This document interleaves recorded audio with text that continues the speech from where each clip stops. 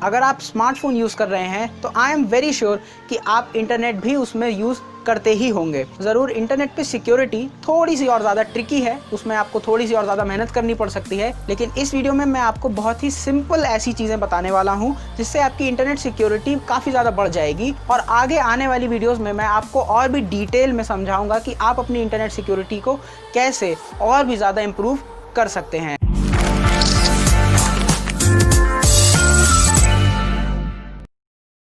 तो internet safety की सबसे पहली टिप है कि आप जितना हो सके वेब ऐप्स का इस्तेमाल करें, पूरी अलग से ऐप डाउनलोड ना करें। फॉर एग्जांपल सर्विसेज जैसे मेक माई ट्रिप, रेड बस और ये सब जो बुकिंग साइट्स होती हैं, इन सारी ही वेबसाइट्स का जो इंटरफेस है वो इनकी ऐप से बहुत ही ज़्यादा सिमिलर है। इसीलिए मेरी रिकमेंडेशन में आपको इन सब सर्विसेज की ऐप्स अलग से डाउनलोड करने की ज़रूरत नहीं है। ऐसा इसलिए क्योंकि जब आप ऐप्स डाउनलोड करते हैं इन सर्विसेज की, तो वो परमानेंटली आपसे कुछ परमिशंस ऐसी होती हैं जो आपको उनको देनी ही पड़ती हैं। तो ऐसी परमानेंट परमिशंस देने से अच्छा है कि जब इंटरफेस ऑलमोस्ट सिमिलर है तो आप क्यों ना उन ऐप्स का वेब ऐप्स वर्जन आप अपने फ़ोन में यूज़ करें। वेब ऐप्स को यूज़ करने के लिए आपको ज़्यादा मेहनत करने की अलग से ज़रूरत नहीं है। ज़्यादातर जो ब्राउज़र्स हैं, स्पेशली अगर मैं गूगल क्रोम या फायरफॉक्स जैसे ब्राउज़र्स की बात करूँ, तो उन सारे ही ब्राउज़र्स में ये ऑप्शन होता है कि ऐड टू होम स्क्रीन। ये जो add to home screen option है, इससे आप इन ऐप्स का वेब वर्जन यूज़ कर सकते हैं और आपको बिल्कुल भी डिफरेंस पता नहीं चलेगा कि आप नॉर्मल ऐप यूज़ कर रहे हैं या वेब ऐप्स यूज़ कर रहे हैं। वेब ऐप्स यूज़ करने का सबसे बड़ा फ़ायदा ये है कि आपको हर समय उन ऐप्स को, उन परमिशंस को देने की ज़रूरत नहीं है जो आपको लगता है कि ज़रूरी नहीं है। जैसे लोकेशन सर्विसेज, अगर आप पर्टिकुलरली कोई टिकट बुक करने जा रहे हैं तब शायद उस ऐप को लोकेशन की ज़रूरत पड़ जाए, लेकिन ओवरऑल अगर आप देखें तो उन ऐप्स को क्या ज़रूरत है आपकी लोकेशन को जानने की। दोस्तों, हम सभी लोग गूगल सर्च को बहुत ही ज़्यादा प्रेफरेंस देते हैं और नो डाउट कि गूगल सर्च बहुत ही एक बढ़िया सर्विस है, बहुत ही अच्छे सर्च रिजल्ट्स देखने को मिलते हैं अगर आप गूगल सर्च की बात करें। लेकिन इसके साथ साथ एक डिसएडवांटेज भी है कि गूगल सर्च आपके डेटा को स्टोर करता है, आपके जो सर्च पैटर्न्स हैं उसको भी स्टोर करता है और उसके बाद उस तरीके से आपको फ़ोन में आपके रिकमेंडेशंस मिलती हैं। और इवन अगर आप इनकॉग्निटो टैब में भी गूगल सर्च कर रहे हैं तो भी वो जो डेटा है आपकी सर्च का, वो आप उनके सर्वर्स पे तो जाता ही है, जिसके बाद आपको रिकमेंडेशंस, एड्स और काफ़ी सारी चीज़ें देखने को मिलेंगी। लेकिन गूगल सर्च के सिवा एक duck duck go search engine है जो कि ऑलमोस्ट गूगल सर्च जैसा ही एक्सपीरियंस देता है। और सबसे खास बात है इस सर्च इंजन की कि ये आपका डेटा अपने सर्वर्स में भी स्टोर नहीं करता है। ये सर्विस आपको एक्टिवेट करने के लिए कोई अलग से ब्राउज़र डाउनलोड करने की ज़रूरत नहीं है। आप अपने क्रोम ब्राउज़र की सेटिंग्स में जाके डिफ़ॉल्ट सर्च इंजन को गूगल से हटा K duck duck go search engine में भी कन्वर्ट कर सकते हैं।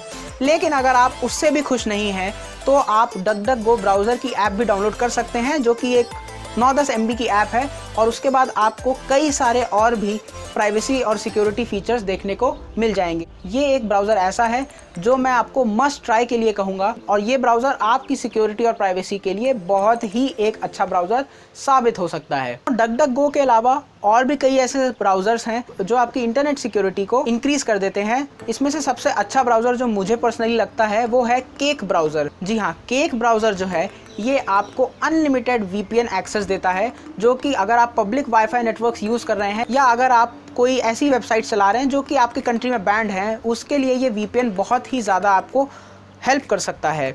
और अगर आप पब्लिक वाईफाई स्पेशली यूज़ कर रहे हैं तो मेरी एक स्पेशल रिकमेंडेशन रहेगी कि आप VPN का ज़रूर से इस्तेमाल करें। और हाँ, अगर आपको अनलिमिटेड VPN चाहिए, कोई भी आपको अलग से VPN ऐप डाउनलोड करने की ज़रूरत नहीं पड़ेगी अगर आप केक ब्राउज़र को यूज़ करते हैं। दोस्तों, इसके बाद जो एक बहुत ही इंपॉर्टेंट बात है कि स्पेशली अगर आप चाइनीज़ कंपनी के फ़ोन्स का इस्तेमाल कर रहे हैं, स्पेशली अगर मैं Xiaomi की बात करूं, तो उनका जो मी ब्राउज़र है वो बहुत ही ज़्यादा अनसेफ है, बहुत ही आड़े तिरछे बेकार सा कंटेंट उसमें आता रहता है। ऐसी रिकमेंडेशंस आती हैं जो आप शायद अपने फैमिली के सामने भी ना खोल सकें, तो इस ब्राउज़र को तो स्पेशली आप बंद ही कर दीजिए। दोस्तों, अगर आप गूगल क्रोम ब्राउज़र यूज़ करते हैं तो उसमें एक ऐसा फीचर है जो कि आपके पासवर्ड्स की सिक्योरिटी को इंश्योर कर सकता है। इस फीचर को एक्टिवेट करने के लिए आपको गूगल क्रोम ओपन करके क्रोम फ्लैग सेटिंग्स में जाना है और उसके बाद आपको वहाँ पे सर्च करना है पासवर्ड लीक आपको इनेबल कर देना है और इसको इनेबल करने के बाद आपको क्रोम ब्राउज़र को रीलॉन्च कर देना है। इस फीचर से बेसिकली क्या होता है कि अगर गूगल क्रोम ब्राउज़र को लगेगा कि आपका जो पासवर्ड है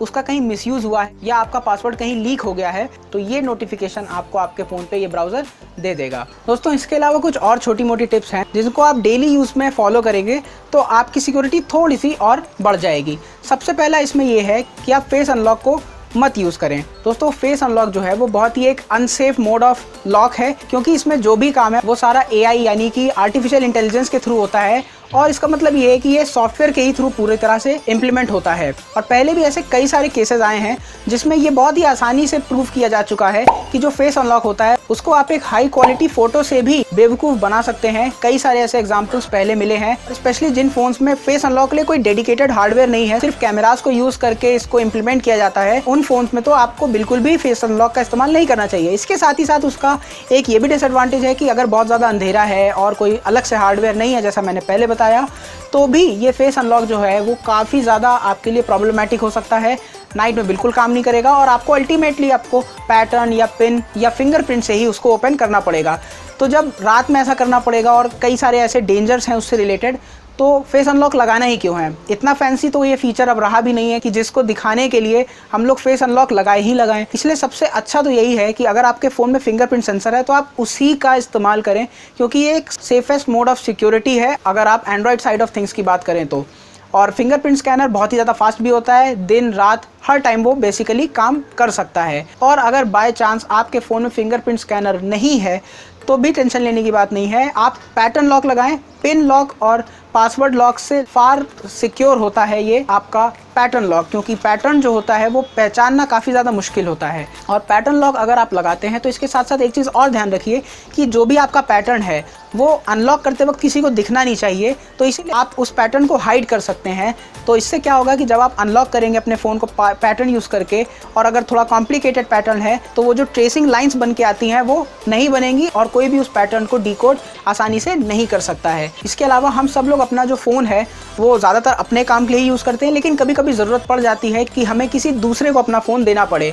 अब आप अपने फ़ोन को ऐसे ही दे दोगे और उस फ़ोन का तो किसी भी तरीके से इस्तेमाल हो सकता है, तो इससे बचने के लिए आप डिफरेंट यूज़र अकाउंट्स का इस्तेमाल कर सकते हैं। आपके एंड्रॉयड फ़ोन में ये जो फीचर है ये ज़रूर से अवेलेबल होगा। इसमें आप डिसाइड कर सकते हैं कि कौन कौन सी ऐसी ऐप्स हैं जो आपको दूसरे यूज़र अकाउंट में भी नज़र आए या ना आए। तो ये सब कुछ अच्छे फीचर्स हैं जो आप यूज़ कर सकते हैं अपने एंड्रॉयड स्मार्टफोन में। और दोस्तों जो आखिरी टिप रहेगी मेरी इस वीडियो के लिए वो ये है कि जो आप कीबोर्ड यूज़ करते हैं टाइप करने के लिए, वो आप कौन सा यूज़ कर रहे हैं इसका बहुत ही ज़्यादा अच्छे से आपको ध्यान रखना चाहिए। मेरी पर्सनल रिकमेंडेशन तो यही रहेगी कि आप गूगल का Gboard यूज़ करें, ये बहुत ही सेफ़ एंड सिक्योर है। साथ ही साथ इसमें जितने फीचर्स हैं वो शायद ही और किसी कीबोर्ड में हो। जो सिक्योरिटी फीचर्स हैं वो बहुत ही ज़्यादा अच्छे हैं Gboard के। और कुछ ऐसे कीबोर्ड्स हैं जैसे फेस इमोजी कीबोर्ड, ये सब बहुत ही ज़्यादा डेंजरस हैं। ये सब बाय डिफ़ॉल्ट कई सारे स्मार्टफोन्स में आते हैं, कई सारे जो चाइनीज़ वेंडर्स हैं उन स्मार्टफोन्स में ये वाला कीबोर्ड यूज़ होता है। तो फेस इमोजी कीबोर्ड तो आप बिल्कुल भी मत यूज़ करिए। कई सारे टेक रिव्यूअर्स ने इसको प्रूव किया है कि ये जो फेस इमोजी कीबोर्ड है ये आपका कीबोर्ड का लॉग स्टोर करता है। कीबोर्ड लॉग स्टोर करना यानी कि जो भी आप OTP लिखते हैं या कुछ भी आप टाइप करते हैं तो इसमें एक कीबोर्ड लॉगर होता है जो इस सारे डेटा को स्टोर कर देता है। तो आपके जो OTP, आपके जो credit card debit card number है और उनके जो पिन है ये सब बहुत ही आसानी से वो किसी को भी दे सकता है। तो इसीलिए आपको कीबोर्ड बहुत ही सोच समझ के चूज़ करना चाहिए कि आप कौन सा कीबोर्ड अपने फ़ोन में यूज़ करें। तो दोस्तों ये थी कुछ बहुत ही सिंपल टिप्स एंड ट्रिक्स जो आप अपने इंटरनेट सेफ्टी और ओवरऑल अपने एंड्रॉयड डिवाइस को सेफ एंड सिक्योर रखने के लिए इन टिप्स को फॉलो कर सकते हैं। आई एम श्योर कि अगर आप ये टिप्स फॉलो करेंगे तो काफ़ी हद तक आपकी प्राइवेसी और सिक्योरिटी इंश्योर हो जाएगी। तो कैसा लगा ये वीडियो? क्या कुछ ऐसे फीचर्स हैं जो मैं और बता सकता हूँ? और आने वाले समय में मैं और भी ऐसी कई सारी वीडियोस बनाने वाला हूँ जिसमें मैं स्पेशली प्राइवेसी और सिक्योरिटी की बात करने वाला हूँ। तो आप लोग भी मुझे बताइए कमेंट सेक्शन में कैसी लगी आपको ये वीडियो। अगर आपको अच्छी लगी हो तो इसे आप ज़रूर से लाइक कर दीजिए, शेयर कर दीजिए इसे अपने फैमिली और फ्रेंड्स में, क्योंकि ये एक बहुत ही इंपॉर्टेंट टॉपिक है। डेटा प्राइवेसी बहुत इंपॉर्टेंट है और ऐसी ही वीडियोस लगातार देखने के लिए चैनल को आप ज़रूर से सब्सक्राइब कर दीजिए। और इन केस अगर आप मुझे मेरे सोशल मीडिया अकाउंट्स पे फॉलो करना चाहते हैं तो इसके लिंक्स आपको डिस्क्रिप्शन में मिल जाएंगे और हमेशा की तरह ये लिंक्स आपको आपकी स्क्रीन पे भी नज़र आ जाएंगे। तो इतना ही था इस वीडियो में, मिलते हैं नेक्स्ट वीडियो में, तब तक के लिए गुड बाय।